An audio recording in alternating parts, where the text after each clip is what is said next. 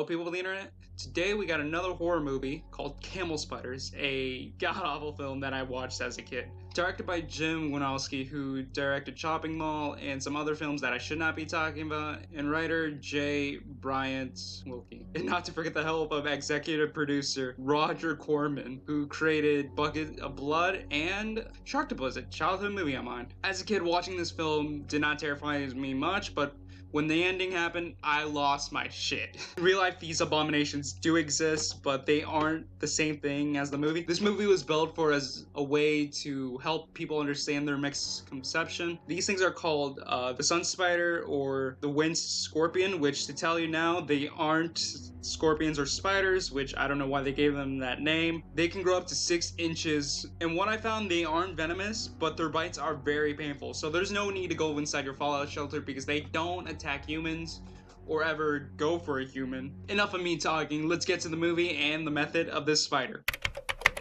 The movie opens up with the title card with the actors. The first scene gets to battle the US Army against a terrorist group. The entire fight lasts for more than 3 minutes with bad acting and a what the F moment, where a comrade is slowly dying while his friend is smiling. Like, what? Some spider action happened during the fight, killing the group by surrounding around them. They investigated the area and not only ending up confused on why they left, only found a body with some skin reaction from the venom. Okay, so this contradicts what I just said about them in real life. So they basically threw the book they threw the book of science out of there. So there's no need for any scientific reasoning. Some info was spilled from the local soldier on these motherfuckers. The soldier is warning about what they could do. I've never seen a bish-bish.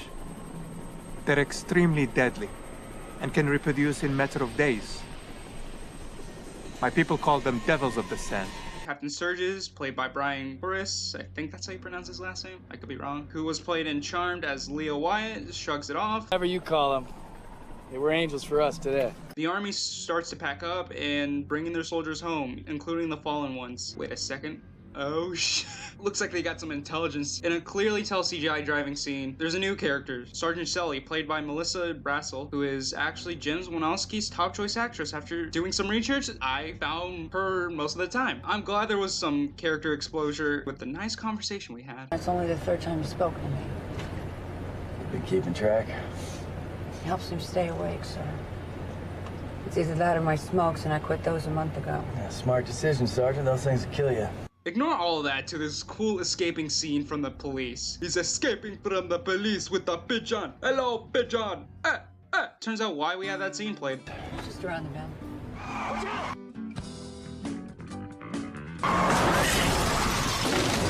So nothing bad. Oh shit, they're on the loose. So the body was transported in a few days, which is... Woo! They've been going at it all night. Captain Sturgis meets with Sheriff Buurmount. Holy shit, that's Christopher Thomas Howell, the actor who played Ponyboy Curtis in The Outsiders, and Tyler from E.T. Man, I love those movies. It turns out they're stranded because of a leak. Time for dumb teenage action. Dumb blonde? Check. The asshole boyfriend? Check. The looking stunning friend? Check. And looking like final girl? Erin. I hope so. And not to forget our killer. Erin decides to leave because after realizing her boyfriend is an asshole and clearly some tea action that's gonna happen, looks like you got a hitchhiker, Erin. The asshole is taking a leak, but then he gets killed by those poorly rendered monsters.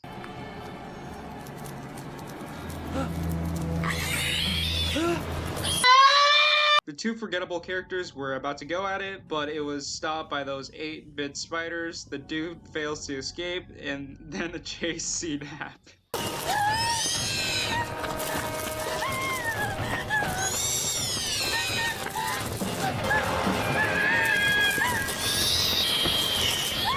Did she give up on her job? Back to Erin, who's stopped at a local diner / gas station for a fill-up. She went into the kitchen, and that's when Erin saw a couple and looks to be plastic wrap, because those things don't spin webs. Erin dies from a massive one. She's not following girl material. We meet a new batch of characters, a class field trip to be exact, with Professor E6 and other characters that are too hollow to be naming right now. They found a fossil, then they noticed, oh, a remarkable discovery of a creature. The professor walks up in attack position, then dies. Oh, what a discovery. A person dies, but we don't care about him because there was no character development. Back to the sheriff and Sturgis at the diner, getting a couple warm welcomes, adding more characters like Patty, Joel, and Reba in this family. I am so sick of you. Well, more like a marriage on the rocks. Two shareholders are trying to change this dump, and two smartasses. Oh, the best one makes sense. Makes me sick how these rednecks fall over anything in uniform. What'd you expect? They're stupid. Stupid people are easily led. The remaining students survive the attack and break into a home without service. So we got redhead Tracy, who's pessimistic, Carl, nothing much with his character but dating Tracy, Ashley, who finds positive in life, and Will, who has an offline encyclopedia. He took a picture of the spider while running. Don't bother asking that. Does it say how to kill them? No, it just says that their bite is extremely venomous and almost always fatal. What is science anymore? Back to the diner. One of the workers died and everyone panicked when they heard gunshots, so they left the building. The remaining cast stayed when Sturgis called up Sergeant Shelley to pull the truck in. The spiders get in, and at the perfect moment, Shelley arrives. What I'm confused about the spider's blood. Why is it red? Why the fuck is that? The escape was successful, losing only one person in the process, so the chase begins. To the other side of the story, Ashley and Tracy are looking for weapons. Tracy's idea was a toilet lid. Damn, deja vu. To the boys, one of them went down to the basement. Will discovers nothing except for...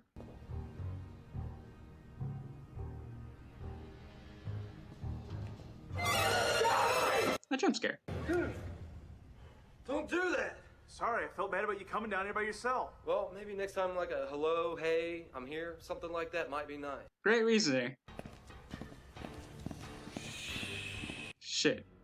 Back to story A. With the spiders back on the trail and the shareholder suggesting a location for the night, the gymnasty plant. They arrive to the building to only not having internet. They don't know what to do. Well, except for guns. This is America, you know. They're devising a plan. Here's an idea. We could build a giant spider trap. Moving on to the next. To the four friends sitting by the candle. When they heard some noises in the vent, I bet it's just nothing. Will takes first watch and we get some character growth moment. We're going to Italy. On our honeymoon. Just decided to do it.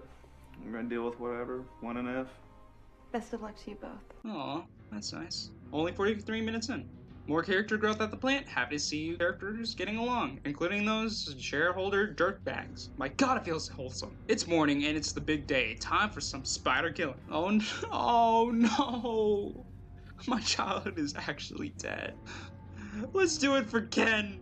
Let's do it for Ken. Back to the classmates looking for Carl. Oh shit, they got him. They're out of options except for the back porch. I thought a spider was supposed to be there, but nope, that was a lie. The rest of the cast is stuck looking for a way out of this building. Only one option is a spare truck in the loading dock, but Sergeant Shelley and Sturgis had to get through this underground tunnel. Can't wait for more false jump scares. Nope, I was wrong, actually. More of those poorly CGI researched fucks. Sturgis and Shelley escaped the underground area, and somehow one of the shareholders and the guy whose marriage is on the rocks got there without using the tunnel. Now, how the fuck? In the other story of the movie, the three made it to the car that is used for purposes because why would it be parked there? The thing wouldn't start, so Will checked the hood. Oh shit, a Fiat 124 Spider. Nah, just a spider trying to kill Will. They should have gotten out of the car when that was happening, but hey, who cares? If I had to say it again, we're meeting up with the group on an actual plan that will succeed this time. I'm starting to think otherwise that they have to split to the ground level and one on the roof to get in the truck. Sturgis tries to make a contact with the army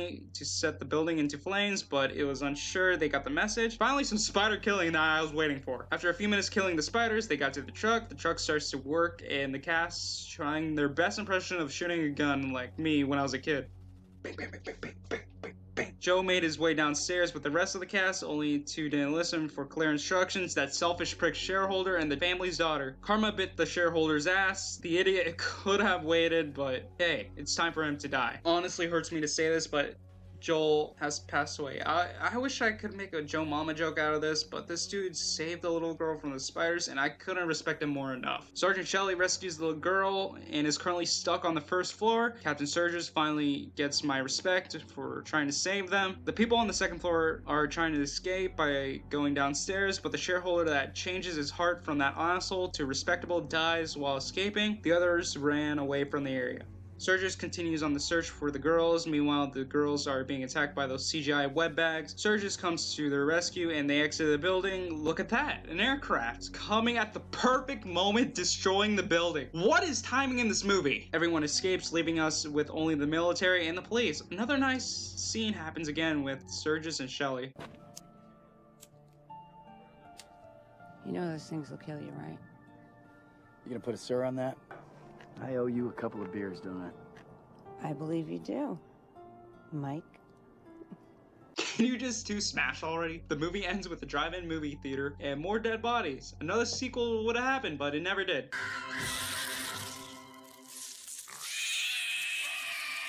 The movie had so many errors that are funny to be mentioning, and probably one of the better movies I've seen under $1 million.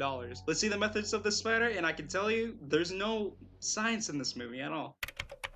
There's no money for the spider, they just live to survive, they just thrive on what they eat, so there's no need for actual science to be added. These guys are native to the Middle East and have a lifespan for a year. As for combat, the spiders are venomous, they have great agility, and very intellectual. But these things also have a disadvantage. They are very vulnerable, but they're very successful in basically packs. Not to mention the different sizes they grow up to be in. I'm glad these arachnids don't have venom that can kill people, and they at least don't grow up to be like 12 feet or so. Every time I say the word spider, the more I offend the science community, to be honest. Welcome to the end card. I made another one, but it did not plan out too well because I just noticed when I was recording that I was lacking my motivation. To tell you guys this, I sometimes have motivation issues. So you might see me drop off in one video, and you might see me doing my high expectations on another. I honestly felt bad about the final part. In the future, if I'm available to redo it, I'll definitely redo that video again. As of right now, I'm working on another one. This one's about a creature that I fell in love with in its concept, but the movie did not do so well because it's been cliched all over it. Stay tuned for that. It might come out in 2 weeks or so. I don't know. Peace.